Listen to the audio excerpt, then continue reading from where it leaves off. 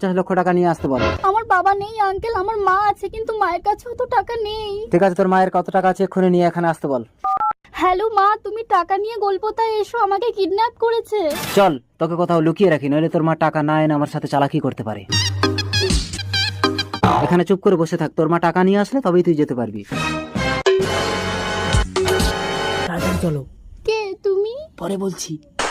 এটাই তো গোলপোতা, কই আমার মেয়েকে দেখছি না তো। স্থিতি, হ্যালো নম্রতা, কৈলাস, তার মানে স্থিতি আমাদের মেয়ে।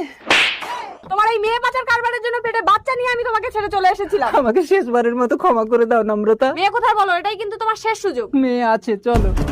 স্থিতি এখানেই তো রেখে গেছিলাম। Hello police. আমার নাম নির্ণয়, তুমি আমাকে বিয়ে করবে? না, আমি মায়ের কাছে যাব। এই কি হচ্ছে এখানে? না না, কিছু না, আমার বউয়ের রাগ ভাঙাচ্ছি। বউ? এই তোমার